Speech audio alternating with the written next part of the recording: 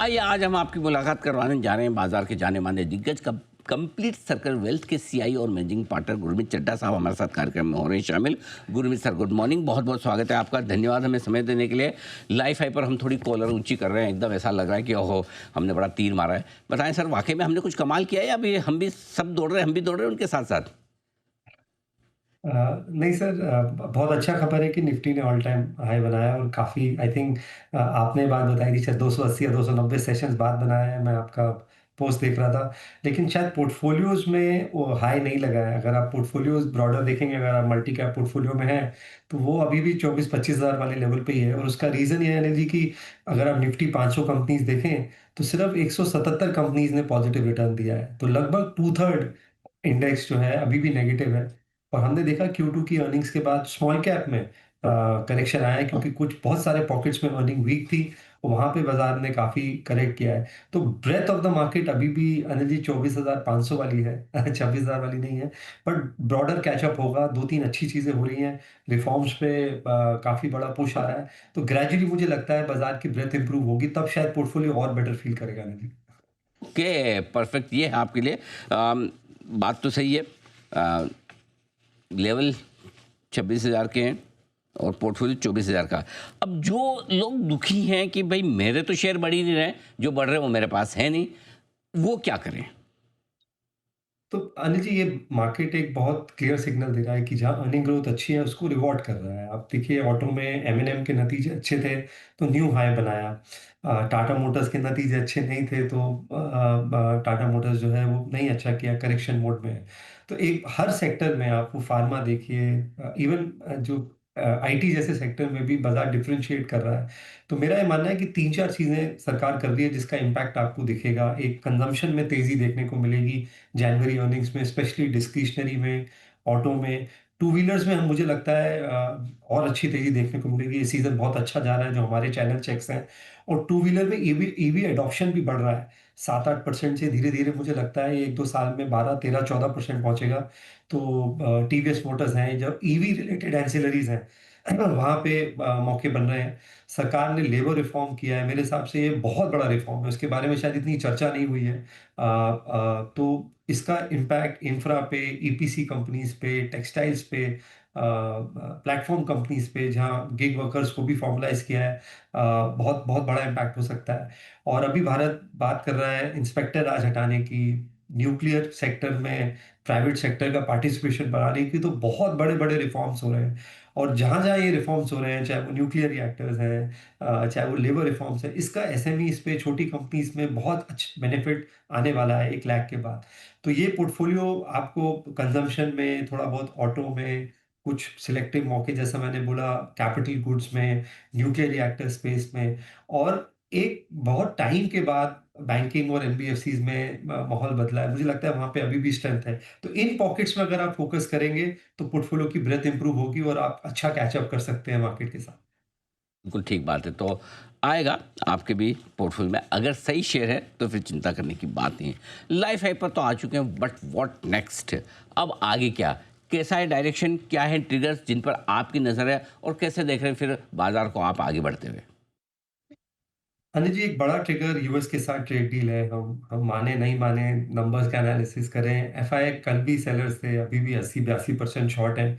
तो मुझे लगता है वहाँ एक एक डील होना जरूरी है। और अगर ज़्यादा डिले होता है इसमें तो थोड़ा सा डिसअपॉइंटमेंट आ सकता है। कहीं ना कहीं बाजार को ये लग रहा है कि भारत को एक कम टैरिफ पे डील हो जाएगा, पहला ट्रांच हो जाएगा।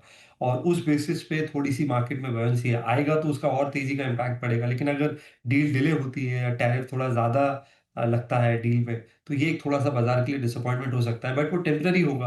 वो इवेंट क्रॉस हो जाएगा और बाज़ार फिर मूव ऑन करेगा। जैसा मैंने बोला, बजट सेशन इम्पोर्टेंट है अनिल जी, और रिफॉर्म देखने को मिल रहे हैं। विंटर सेशन में हम देखते हैं कौन-कौन से बिल स्टेबल होते हैं। चाहे वो एटॉमिक एनर्जी बिल है, इंश्योरेंस बिल है, इंस्पेक्टर राज पे नीति आयोग ने बोला है कि हटाने की बात की है, मेरे हिसाब से बहुत बड़ा रिफॉर्म है।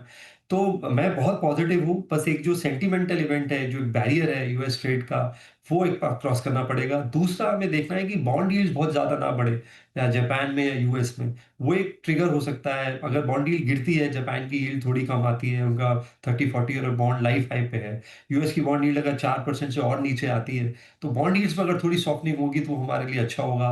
थोड़ा एआई ट्रेड में सॉफ्टनिंग होगी तो हमारे लिए अच्छा होगा। तो ये चीज़ें देखनी पड़ेगी, बट ओवरऑल मैं कंस्ट्रक्टिव हूँ। मेरा ये मानना है कि शुरुआत साल की बहुत बेहतर होने वाली है, जो 2025 रहा है उससे। ओके, ये बड़ी इंटरेस्टिंग चीज़ आपने बताई है। आइए इसके साथ बढ़ते आगे और एक बड़ा डेवलपमेंट जो कल हुआ है सेबी की तरफ से, उस पर भी मैं आपसे राय लेना चाहता हूँ कि बी30 टॉप के 30 शेयरों के अलावा अगर कोई दूसरी जगह से पैसा आता है म्यूचुअल फंड्स के पास में, तो वो ज़्यादा इंसेंटिव अपने डिस्ट्रीब्यूटर्स को दे सकते हैं। सर, इस बदलाव का कितना असर, कैसे सर आप देखते हैं, क्योंकि आपकी तो बड़ी गहरी पकड़ है म्यूचुअल फंड डिस्ट्रीब्यूशन पे, म्यूचुअल फंड्स के कामकाज पे, बताएं सर। सर बहुत बड़ा डेवलपमेंट है। आप देखिए 30,000 करोड़ की एसआईपी बुक जो है, उसमें से 10,000 करोड़ बी30 से है। बी30 वो शेयर है जो टॉप 30 के बाहर है।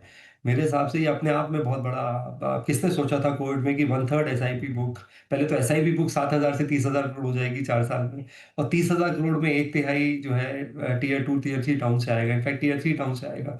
ये बहुत बड़ा बदलाव है। और मैं ये बोलता रहा हूँ कि जो न्यू जनरेशन है वो इंक्रीमेंटली फाइनेंशियल एसेट्स को कर रही है, और एमएफ डिस्ट्रीब्यूशन बढ़ने से फ़र्क पड़ेगा। अगर आप अनिल जी कंपेयर करेंगे इंश्योरेंस के कितने ब्रोकर हैं और म्यूचुअल फंड के, अगर आप एक्टिव म्यूचुअल फंड डिस्ट्रीब्यूटर देखेंगे, हालाँकि 3 लाख से ऊपर एआरएन रजिस्टर्ड है, एक्टिव मुश्किल से 90,000 है। हम जो इंडस्ट्री 70-75 लाख करोड़ पे हो गई है, वहाँ पे सिर्फ और वो इनकरेज करना ज़रूरी है छोटे शहरों में, क्योंकि कॉस्ट स्ट्रक्चर बहुत बड़ा होता है। तो मेरे हिसाब से बहुत पॉजिटिव मूव है। और ये एसआईपी बुक अनिल जी, मैं आपके शो पे बोल रहा हूँ, ये 2-3 साल में 50,000 करोड़ हो जाएगी। पिछले साल हमने 7 लाख करोड़ की डीआई की बाइंग देखी है, और एफआईआई ने 5 लाख करोड़ से ऊपर की सेलिंग करी है, तब भी बाजार 26,000 पे खड़ा है। मेरे हिसाब से हम बहुत जल्दी $100 बिलियन सिर्फ एसआईपी फ्लोज देखने वाले हैं, और ये एक बहुत बड़ा स्ट्रक्चरल ड्राइवर है मार्केट का। आप देखिए कितने प्रमोटर एग्जिट्स हुए, पी एग्जिट्स हुए हैं, डोमेस्टिक सप्लाई कितनी ज्यादा है। हम एफआई की तरफ देखते हैं, अब डोमेस्टिक सप्लाई देखिए, शायद एफआई आउटफ्लो से ज्यादा है, वो सब एब्जॉर्ब हुआ है, वो इसी वजह से हुआ है। और मुझे लग रहा है ये एक बहुत बड़ा ट्रेंड है, जिसने हमें जो टर्बुलेंट 2025 था उसमें हमें काफी कुशन दिया है। तो ये आपके लिए बड़ा बदलाव जो आता दिख रहा है। लेबर रिफॉर्म्स भी होते हुए दिखे हैं सर, आपकी बड़ी पैनी नज़र रहती है पॉलिसी मैटर्स को लेकर भी। क्या वाकई में कॉर्पोरेट इंडिया के लिए ये बड़े गेम चेंजर साबित हो सकते हैं? काफ़ी बड़े होंगे। नहीं, मैं बोल रहा हूँ जैसे लेबर रिफॉर्म्स है, इंस्पेक्टर राज की अगर हम बात कर रहे हैं कम होने की, एटॉमिक एनर्जी में अगर हम प्राइवेट सेक्टर पार्टिसिपेशन करते हैं, और एक बहुत क्रिप्टिक ट्वीट था पीएमओ का कि इस स्पीड से हम रिफॉर्म कर रहे हैं जो स्पीड पहले कभी देखी नहीं होगी। मुझे लगता है ये, और कई बार मेरे मेरे क्लाइंट हैं मार्केट में 20 साल से, उन्होंने मुझे बहुत अच्छी बात बोली, बोला कि आप ट्रेड डील को लेके निराश हैं, बट शायद ये ब्लेसिंग इन डिस्गाइज है कि जो रिफॉर्म अब हम देख रहे हैं, चाहे वो जीएसटी में हुआ हो, चाहे और पॉलिसी चेंजेस, वो शायद इस स्पीड से नहीं होता अगर हम पे थोड़ी सी ट्रबल नहीं होती। तो मुझे लगता है कि कई बार इंडिया हमेशा क्राइसिस में अच्छा किया है, चाहे वो 91 का क्राइसिस रहा हो, चाहे वो पोस्ट कारगिल रहा हो, चाहे जब हम पे बैन लगा हो, जब हमने न्यूक्लियर टेस्ट किए थे। मुझे लगता है यहाँ पे हम, और कभी ना कभी अनिल जी ट्रेड डील भी होगी, देर सवेरे होगी, होगी ज़रूर। तो मुझे लगता है कि ये एक स्ट्रक्चरल ट्रेंड्स इकोनॉमी में आ रहे हैं, और रिफॉर्म का इम्पैक्ट बहुत लंबा होता है। तो कोई भी डिप बाजार में आता है उसको यूज़ करिए। थोड़ा-सा मैं हमेशा बोलता रहा हूँ कि पोर्टफोलियो को बैलेंस रखिए। कहीं न कहीं हमने फिक्स इनकम को, गोल्ड को पोर्टफोलियो से हटा दिया था, क्योंकि सब एक रिटर्न चेज़ कर रहे थे। थोड़ा-सा रिस्क भी मैनेज करिए। मुझे लगता है आरबीआई भी और पॉलिसी में रेट कट और करेगा, और मैं एक प्रेडिक्शन कर रहा हूँ जी, कुछ टाइम बाद भारत की बॉन्ड यील्ड और जो ग्लोबल बॉन्ड यील्ड्स हैं, उसमें ज़्यादा फ़र्क नहीं रह जाएगा। हम भी 4-5% की रेंज में होंगे, वो भी 4-5% की रेंज में होंगे। तो फिक्स इनकम को इग्नोर मत करिए, और जब कॉस्ट ऑफ फंड नीचे आएगा ओवरऑल, तो उसका भी एक कॉर्पोरेट प्रॉफिटेबिलिटी पे बहुत बड़ा इम्पैक्ट होने वाला है। तो उसको भी पोर्टफोलियो में ज़रूर वेटेज दें। हुँ, ये आपने बहुत बड़ी इंटरेस्टिंग बात कही कि ज़्यादा समय नहीं लगेगा जब भारत के बॉन्ड यील्ड और दुनिया के बॉन्ड यील्ड एक ही रेंज में आ जाएंगे, जो करीबन आज हम 6.5-7% की रेंज में चलते हैं, वो 4-5% की रेंज में आ जाएंगे। तो फिर इस लिहाज से, और आप कह भी रहे हैं कि इस पॉलिसी में दरें घटने का पूरा अनुमान है, क्या फिर डेट में भी, फिक्स इनकम में भी इस वक्त पैसा लगाने का सही समय है? बिल्कुल बनता है अनिल जी। आप लॉन्ग ड्यूरेशन बॉन्ड्स हैं गवर्नमेंट के, अभी 6.5% की यील्ड है 10 ईयर की। मेरा ये मानना है ये 6 के नीचे आएगी 12 महीने के अंदर, और अगर ये आती है और 6 के नीचे आती है, तो आप डबल डिजिट रिटर्न बना सकते हैं मार्क टू मार्केट गेन से बॉन्ड यील्ड में, और थोड़ी-सी आपको सेफ्टी भी देगी अगर कुछ जियोपॉलिटिकल इवेंट्स होते हैं। रशिया यूक्रेन अगर पीस डील होती है, तो भी एक रिस्क ऑफ सेंटिमेंट फ्यूचर में आ सकता है।